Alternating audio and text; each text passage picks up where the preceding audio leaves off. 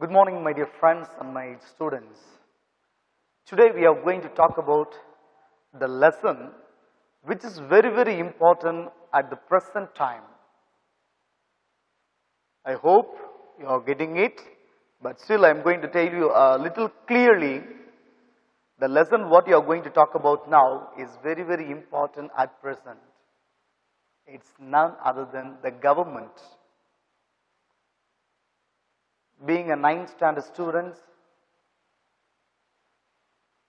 you should have some knowledge about what is government, because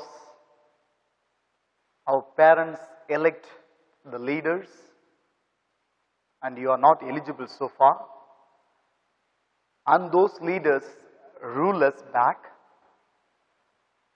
and we don't have knowledge about what is the role of those politicians and what is our role as a citizens. So, we are going to have some knowledge about the government in this lesson. So, we are not going to talk about the political rule, what is the work of the politicians, what is the work of the citizens, but we are going to talk about when this government method of ruling the people started. So, the lesson is the civics first unit, that is forms of government and democracy.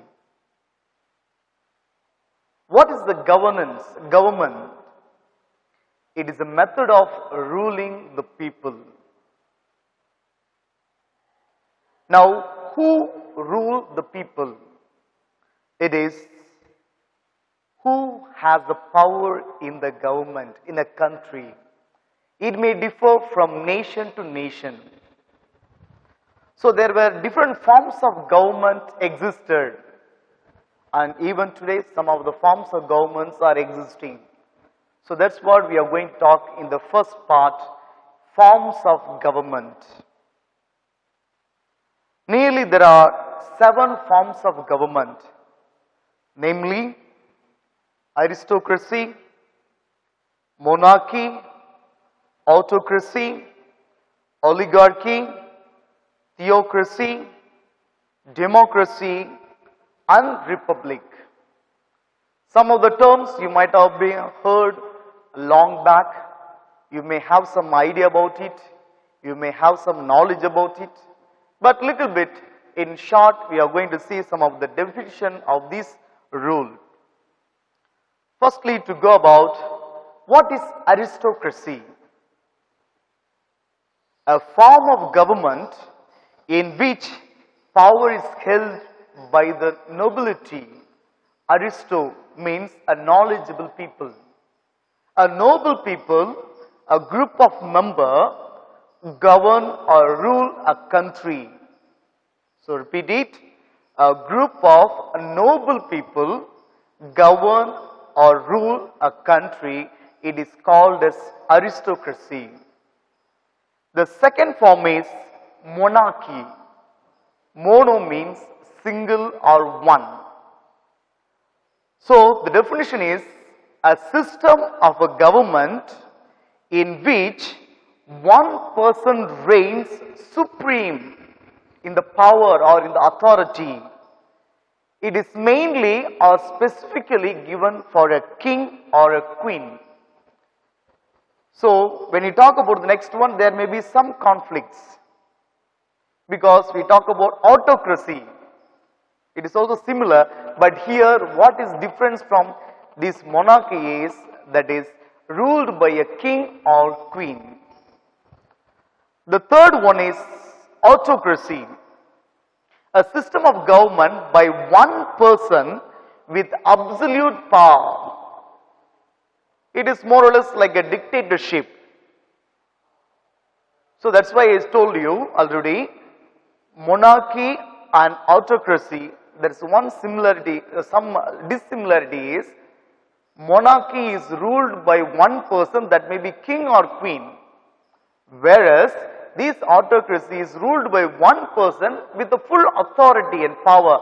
It is not, it's not necessary to be king or queen. The fourth one is oligarchy. It is a small group of people having a control of a country or an organization. So a country or an organization controlled by a group of people. So it is not necessary to be, already we talked about a group of people of nobility, a noble people like we talked in the aristocracy.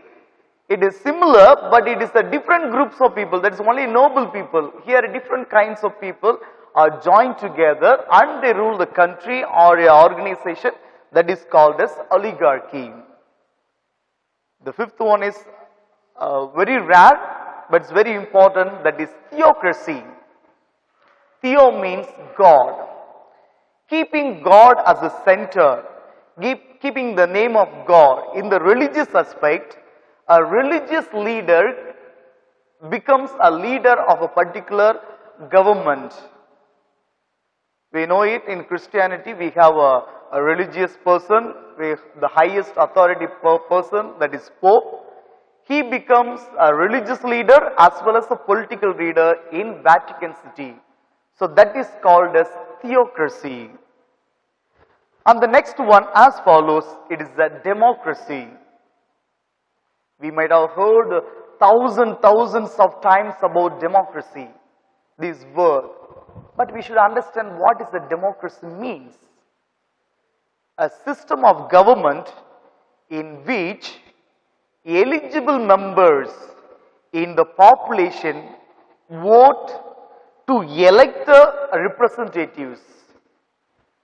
So here we have to remember eligible members. So normally we know it universal adult franchise, which is followed in the worldwide. Those who are attained the age of 18 are eligible or capable of voting or electing a member. Those people elect a person who are called as a representative. They cannot be,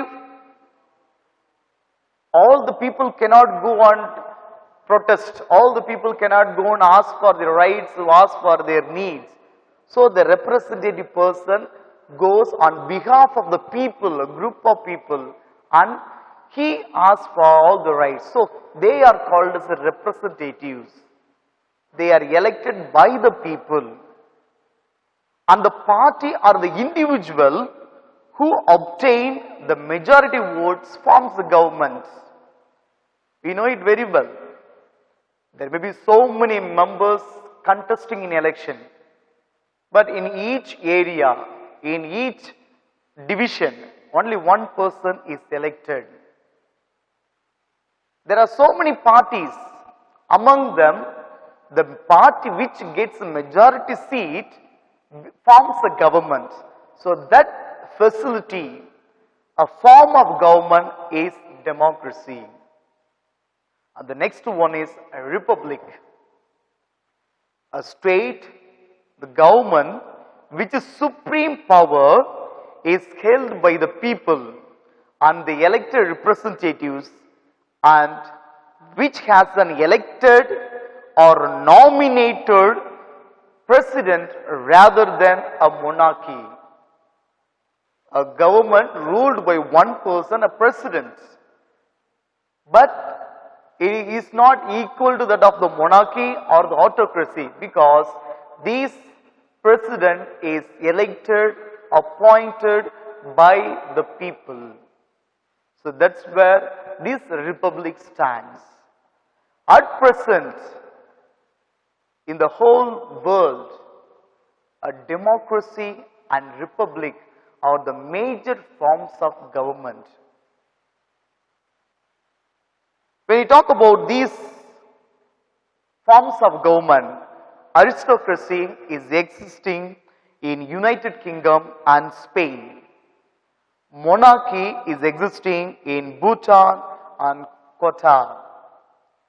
Autocracy is existing in North Korea and Saudi Arabia. Oligarchy, it is in South Union of the former Soviet Union, China, Venezuela and North Korea.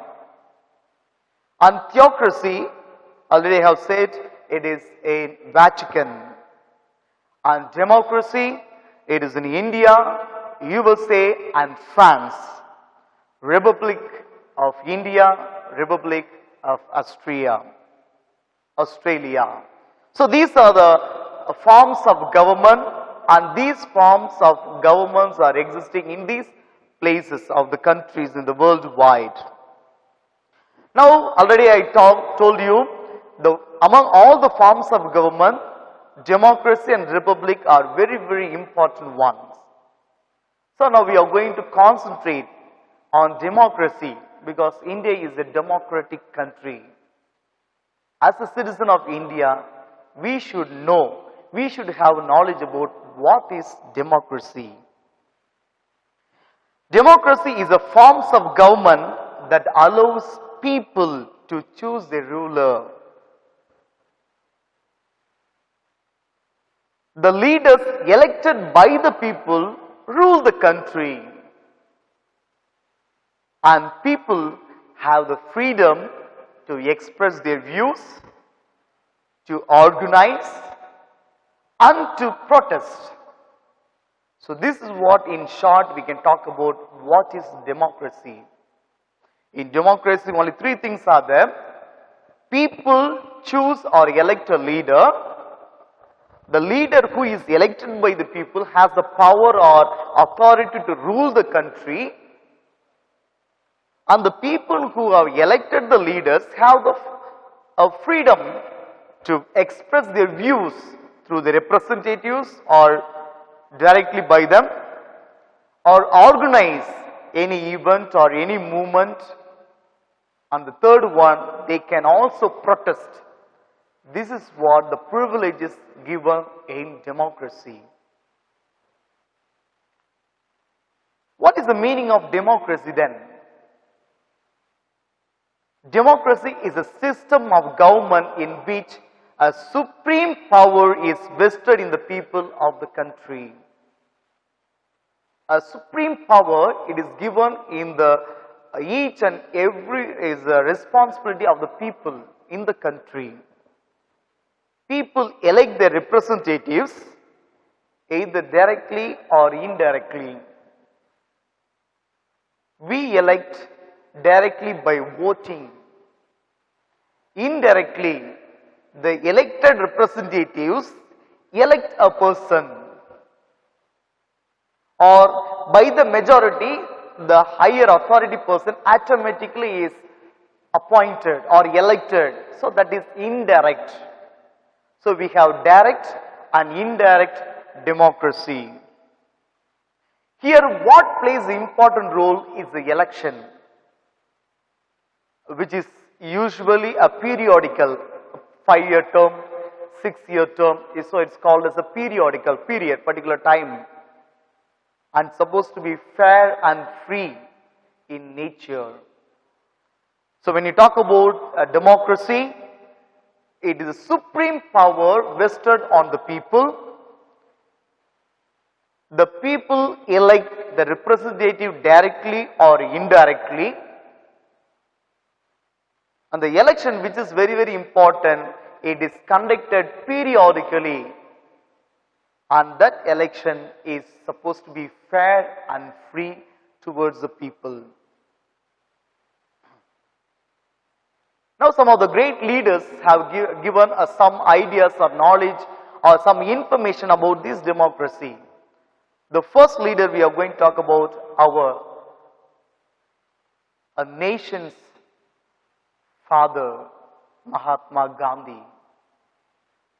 Father of our nation, Mahatma Gandhi has said, true democracy cannot be worked by 20 men sitting at the center. It has to be worked from below by the people from every village.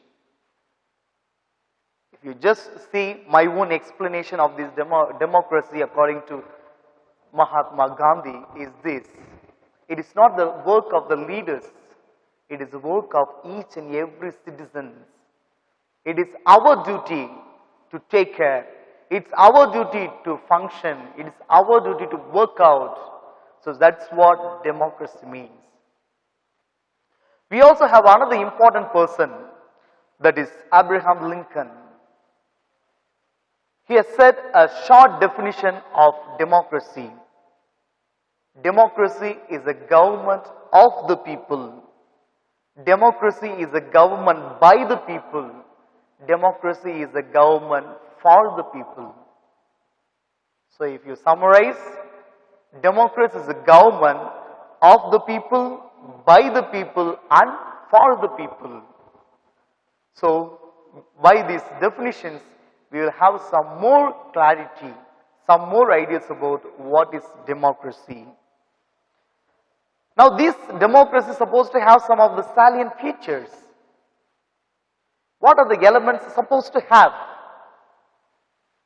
The first one is the elected representatives, the elected members of the people, and final decision making power to the representatives. The first salient feature is the elected representative of the people and the final decision making power to the representatives. And the second one is the democracy is supposed to be free and fair elected. The election is supposed to be free and fair. Already we have talked about it. And the democracy is supposed to have or function through the universal adult franchise. Universal adult franchise with each vote having equal value. Not neglecting of the color, not neglecting of the race, not neglecting of the gender. So each and every one is recognized equally. Each vote is very, very important. Fundamental rights and protection of individuals' freedom. So individual freedom is supposed to be recognized. That is what a democracy is. So democracy means it is not a simple only the definition, all the meanings. So you should have all these salient features, important elements. That's what we talked about here. Now, the democracy that we are talking about, when did it evolve? When did it emerge? It's not yesterday. It's not last year. It's not 10 years back. It is long years back. 2,500 years ago, it was there. But in different forms. It was functioning in different method. Even in India, it was existing. Even in Tamil Nadu, it was existing earlier. But we did not call it as a democracy. And what are the elements that existed in those methodology in the form of government had the element of democracy that we have today. So the democracy began 2,500 years ago in some city-states of ancient Greece. The same method of democracy existed or instituted in India as early as Vedic period. Even in the Vedic period, we talk about the Chanakya's Astasastra. It tells us that in ancient India, an autonomous village, a community was a basic unit of local government. That's what democracy. They had the same methodology. We'll talk about later what are things that we found in those forms of government, the local government, and the same methodology we have today. So it is a similar to of democracy. It existed earlier. It also existed, instituted in Tamil Nadu, in the ancient Tamil Nadu. Kodavallai system was very notable and unique feature of all village administration of the Cholas. So they had the same methodology systems of ruling the people. Now when you talk about how can we compare Chola's rule, the Kodavallai system, and when we talk about all the systems that existed earlier in the ancient Greece, compare with today's democracy because the values are similar. The values that existed in the ancient Greece, the values that existed in the Chola's time, the values that existed during the time of the Chanakya's Arthasastra, that is the Vedic period, that illustrates us all that democracy existed long back. So we are going to see what are the values of democracy. Count on: freedom, equality, liberty, accountability, transparency, trust.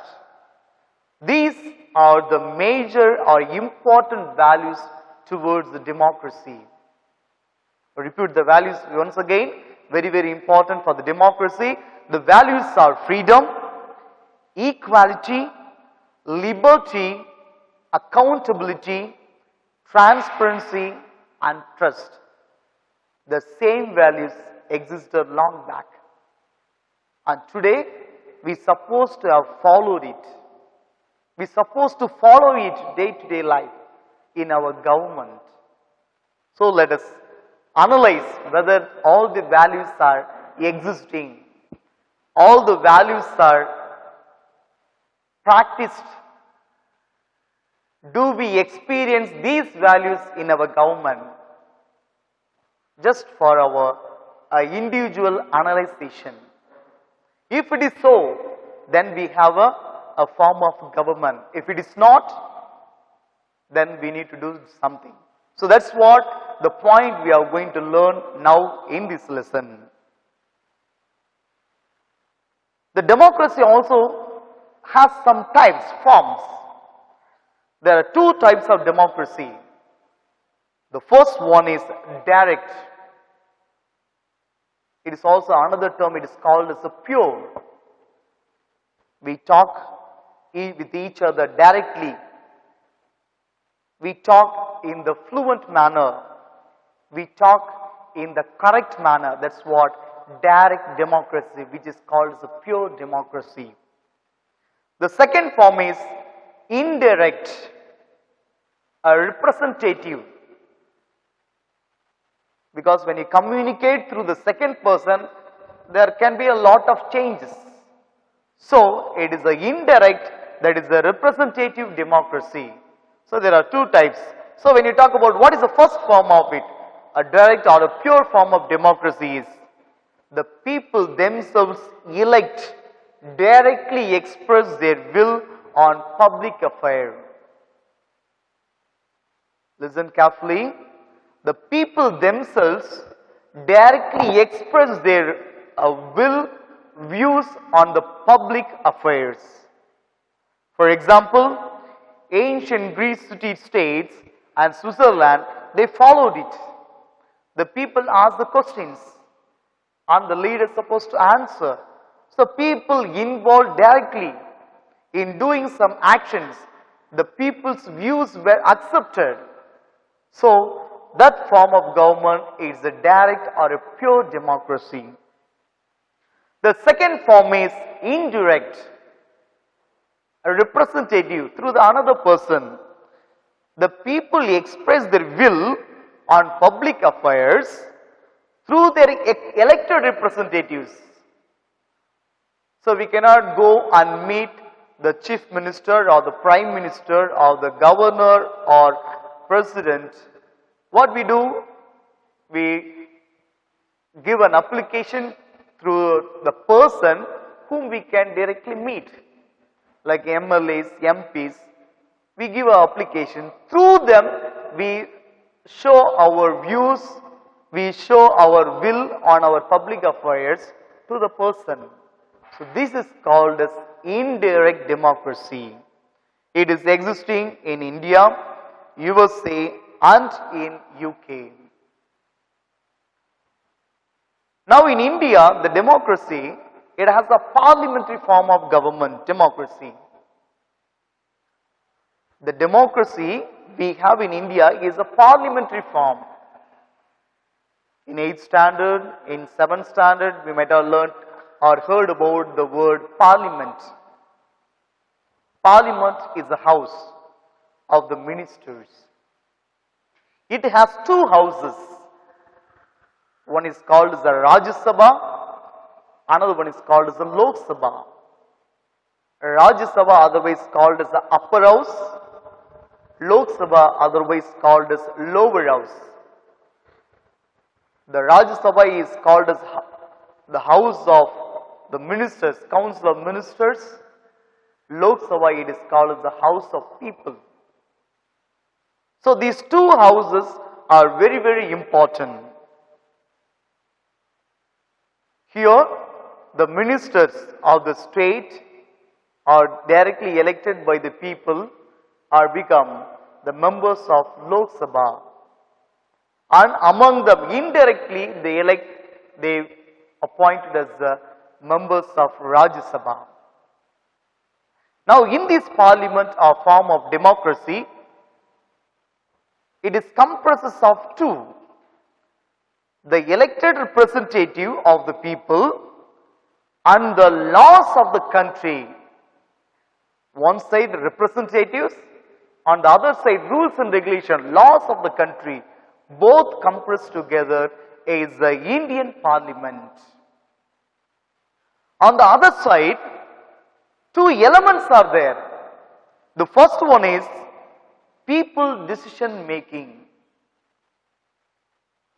The second one is the consent of citizens.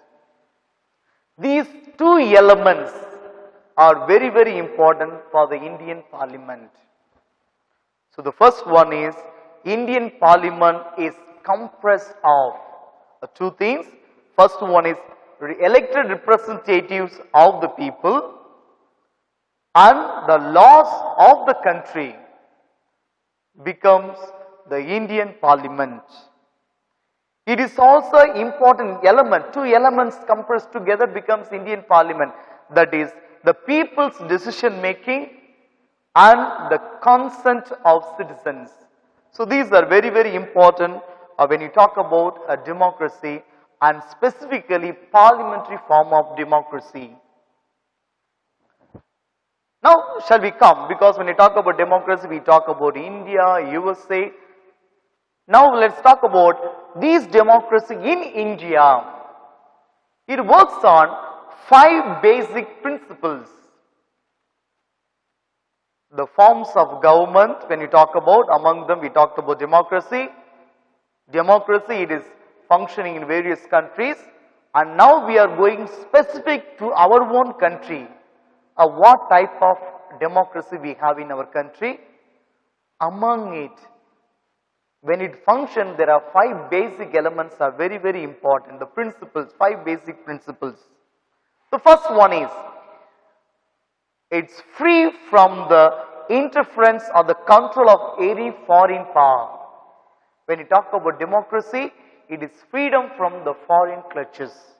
So it is free from the interference or a control of any foreign power.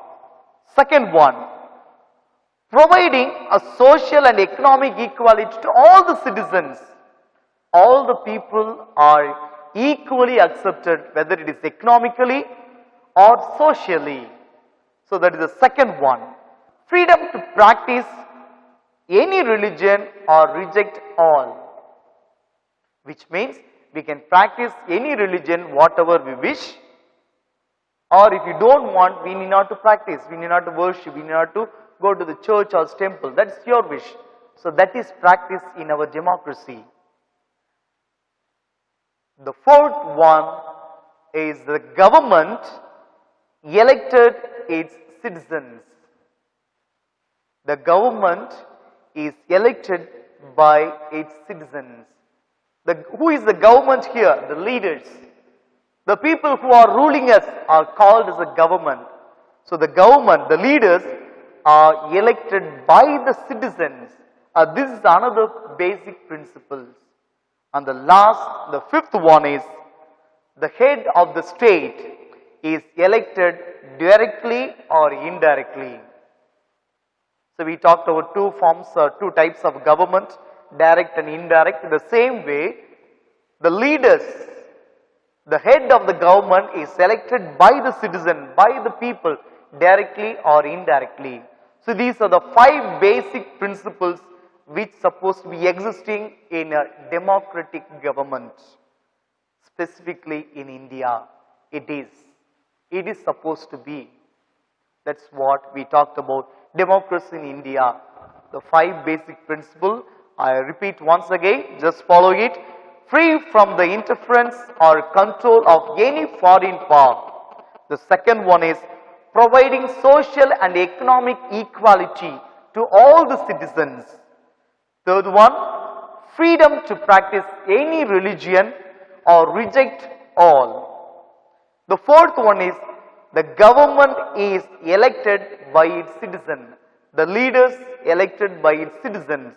And the last is the head of the state is elected directly or indirectly. So these are the 5 basic principles of democracy in India. We talked about all these leaders, the people, the citizens, their role. What is very, very important in a democratic country is the election. Election is the one through which we elect the representative, we elect the leaders. So that's very, very important. This election, as we talked earlier, the people who can elect are coming under the universal adult franchise.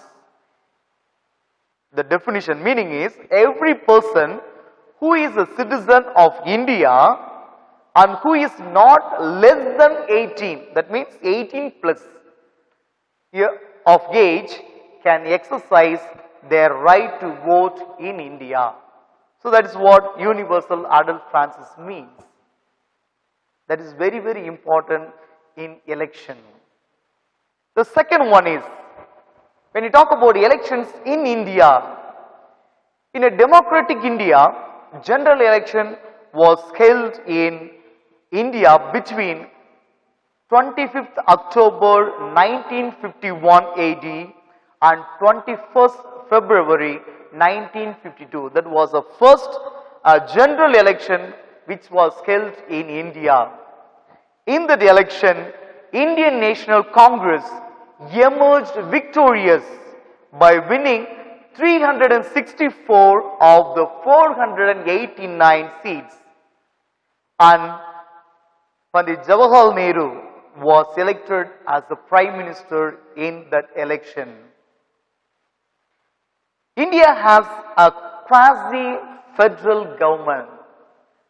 Quasi is a semi, not complete, is a form of a government with elected representative, elected members at the federal, at the central, state and in the local levels. So when you talk about the government, we have 3 levels: central government, state government, and we also talk about a local village, a form of government. So that's what federal, state and local levels. There are 3 levels existing. The general election are conducted by the Election Commission of India. And we know it, Election Commission is a separate than any other forms of it. Our parliament, as we talked earlier, has 2 houses, that is the Rajya Sabha and Lok Sabha. All these are very, very important when you talk about this election. And this election plays a major role in electing them, our leaders. The election commission is commission center is headquarters is located in New Delhi. Functions throughout India.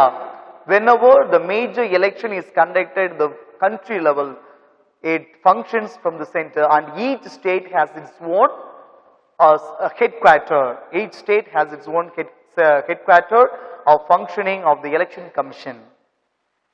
The democracy, again we are going back. democracy has the merits and demerits. Anything in the world has the merits and demerits. The same form, we are going to talk about merits and demerits of democracy. The first one, we are going to talk about the merits. Responsible and accountable government. We have the good advantage of it is responsible government, it is accountable government. We follow here equality and fraternity. It's a merit. We all recognize each other as an equal human being. We all recognize each other as the brothers. So that's what equality and fraternity is, the merits of democracy. There is a sense of responsibility among the common people because it's our country, it is our school, it is our home, it is our village. So we have a responsibility, a sense of responsibility towards our own common things.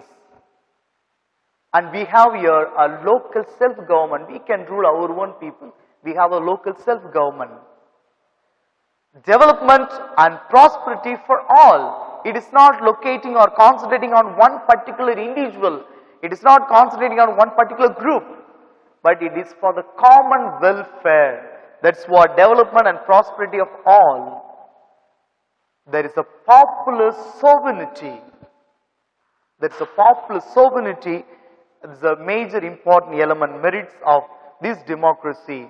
The last one is sense of cooperation and fraternal feeling. Sense of concept of cooperation, working together. That's what we can find in the democracy. That's very, very important. When you talk about demerits, indirect or representative nature of democracy. Indirect, we are representative through which we are moving. So it is somewhat demerit. Sometimes it may happen, sometimes it may not happen. So that happens in the democracy. Lack of interest in the democratic process and hence lower turnout in elections. There are some changes, unexpected changes can take place in the elections. It takes in democracy. Instability in governance due to fractured mandate because ruled by the people, a common person. So there can be mistakes and ups and downs can take place. It is also in the form of democracy. In democracy we have different political parties, different power, people come to the power, they have different methodology, idea. So to make a decision, it delays. So delay in decision making process takes in the democracy form of government. So we talked about the merits. On the other side, we also talked about demerits of this democracy. When you talk about overall democracy, there are some challenges that does not make the government to function well, being a democratic. What are things? Just in short, we talk about illiteracy. When the literacy rate is very low, we cannot have a proper democracy. Poverty, when the people are poor, we cannot function the government in the proper manner. We cannot fulfill all the needs. Gender discrimination, male and female domination, transgender discrimination. Another one, regionalization. When you talk about different religion or recognized in different manner, we follow the casteism, communalism, religious fundamentals, and we have the corruption, very important element that becomes a major challenge for the democracy. And the other one, political violence, a fight not in arms, okay, it is in the forms of different methodology. They have a political violence, criminalization of the politics, different ways of functioning, different method of ruling the people, different way of manipulating the people or in the politics. So these are all becoming a major challenge for the democracy. The last one, when you talk about condition for the success of democracy in India, what supports what can strengthen this democracy is empowerment of poor, illiteracy, to enjoy the goodness of democracy. As we talk the challenge, we need to change otherwise to bring about our country to the democratic level. Second one, willingness among the elected people not to misuse a powerful position and public wealth. Third one is eradication of social evils which is existing in our society and dangers from which democracy is still suffering. The last one is an imperial and efficient press to form a republic opinion. A press has a lot of role to play a public opinion. And the next one is presence of strong public opinion. We should be involved in it. People should have a lot of ideas about it, and the government also should need to listen and concentrate and follow up the people's opinion. So this is what we need to remember, recall to have a good form of government. Recap, regenerate, understand and practice in your life what is a democratic method of government. How to form or how to have or how to bring a good democratic country. Thank you.